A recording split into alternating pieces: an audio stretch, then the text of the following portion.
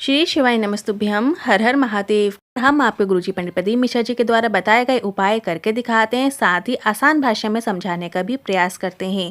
जान लेते हैं गुरुजी की अगली कथा के बारे में। गुरुजी की जो अगली कथा है वो श्री अम्बा अम्बेश्वर शिव महापुराण कथा है, जो कि 16 दिसंबर से 20 दिसंबर तक चलेगी। कथा का जो समय रहेगा वो दोपहर में 1 बजे से 4 बजे तक रहने वाला है।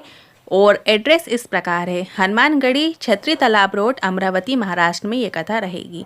16 दिसंबर का दिन है, शनिवार का दिन है और तिथि है मार्गशीर्ष माह की शुक्ल पक्ष की चतुर्थी तिथि। और इस वीडियो में हम आपको गुरुजी के बताए सिर्फ शनिवार के दिन किए जाने वाले स्पेशल उपायों की जानकारी दे रहे हैं। बढ़ते हैं शनिवार के दिन किया जाने वाले पहले उपाय की ओर। विशेष जानकारी देते हुए गुरुजी ने बताया था कि दुष्याह मुनि ने पूछा, मैं दरिद्रता को कहाँ लेकर जाऊं, कहाँ इसका वास रहे, दरिद्रता जाए तो जाए कहाँ। दुर्वासा ऋषि ने दुष्याह मुनि से कहा। दुष्याह मुनि जो हैं उनकी पत्नी है दरिद्रता। तो दुर्वासा ऋषि ने दुष्याह मुनि से कहा, अगर आपको अपनी पत्नी दरिद्रता को कहीं लेकर जाना है, इन स्थानों पर दरिद्रता को लेकर जाना। जो नारी शाम के समय चोटी करती हो, शाम के समय झाड़ू लगाती हो, दिन में सोती हो, उनके घर में दरिद्रता माता का प्रवेश हो जाता है। जिनके घर में रात्रि में बर्तन छूटे पड़े हुए रहते हैं, उनके घर में भी दरिद्रता प्रवेश कर जाती है। इन स्थानों में दरिद्रता का ही वास होता है। तो हो सके तो इन चीज़ों से बचिए। दिन में ना सोइए, शाम के समय चोटी ना करिए, झाड़ू ना लगाइए, रात के समय बर्तन झूठे ना पड़े रहने दें। अब बढ़ते हैं अगले दूसरे उपाय की ओर। शनिवार के दिन जो सरसों के तेल का दीपक लगाता है, उसको शनि कभी परेशान नहीं करते हैं। अब आपको दिया कहाँ लगाना है, किस प्रकार लगाना है, वो अच्छे से समझ लीजिए। शनिवार के दिन शाम के समय आपको सरसों के तेल का दीपक बनाना है, जिसमें आपको गोल बाती का प्रयोग करना है। और वो दिया लेकर आपको पीपल के वृक्ष के नीचे जाना है। ध्यान रखिए, पीपल का वृक्ष होना चाहिए, पौधा नहीं। जो आपकी हाइट से ऊंचा हो, जिसकी छाया आप पे पड़ती हो, इस तरीके के वृक्ष में, पीपल के वृक्ष में आपको सरसों के तेल का दीपक लगाना है। गोल बाती का दीपक लगाते हुए आपको सरसों का तेल का दीपक प्रज्वलित करना है। श्री शिवाय नमस्तुभ्यम मंत्र का स्मरण कीजिए। जो व्यक्ति शाम के समय शनिवार के दिन सरसों के तेल का दीपक लगाता है, उसको शनि कभी परेशान नहीं करते हैं।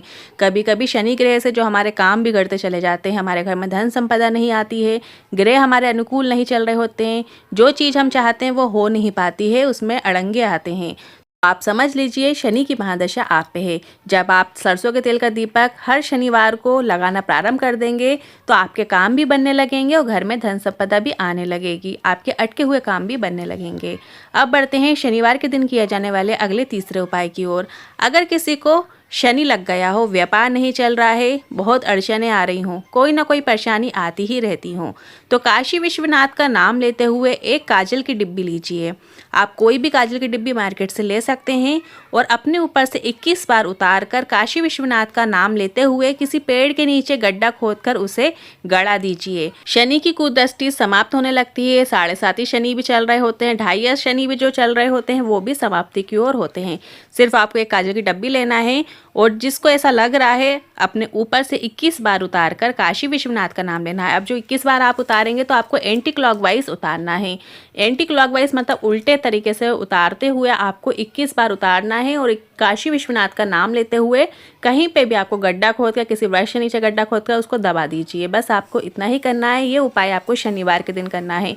आप किसी भी शनिवार के दिन इस उपाय को कर सकते हैं।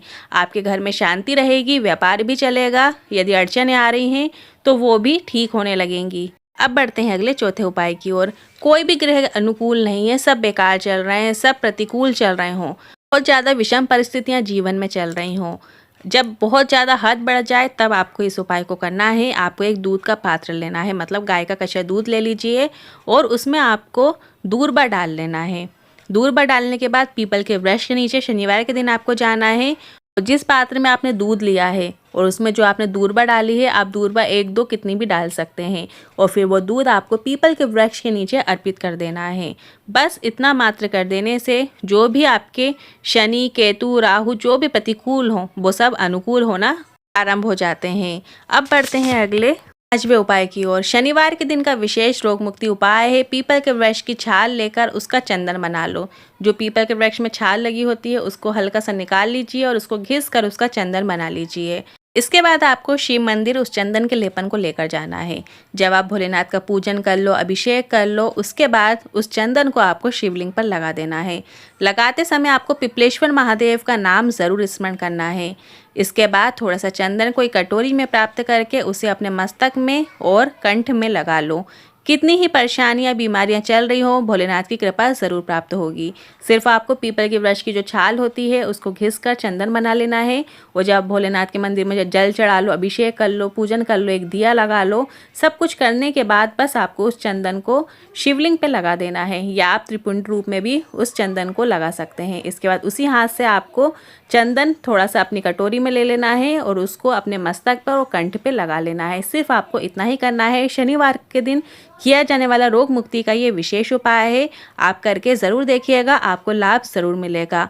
अब बढ़ते हैं अगले 6वें उपाय की ओर। अगर कोई काम नहीं हो रहा हो, बहुत दिन से लगे हुए हैं, बहुत समय से लगे हुए हैं पर आपका काम ही नहीं हो रहा है, तो भोलेनाथ का नाम उल्टा करके जपना शुरू कर दो। जैसे शिवाय नमः ओम जपना शुरू कर दो। ओम नमः शिवाय बोलते हैं आप, तो शिवाय नमः ओम बोलना शुरू कर दो। सीधा नाम है ओम नमः शिवाय। जिसका विवाह नहीं हो रहा है, कोई सीए या कोई बड़ी पढ़ाई कर रहा हो पर पास नहीं हो पा रहा है, कोई काम नहीं हो रहा है, तो उन्हें इस प्रकार से नाम जाप करने से सफलता निश्चित ही प्राप्त होती है। आज के इन उपायों से जुड़े मन में कोई सवाल या क्वेश्चन है तो आप कमेंट के जरिए पूछ सकते हैं। वीडियो थोड़ा भी उपयोगी लगा हो तो वीडियो को लाइक करके कमेंट बॉक्स में हर हर महादेव ज़रूर टाइप कीजिएगा। श्री शिवाय नमस्तुभ्यम।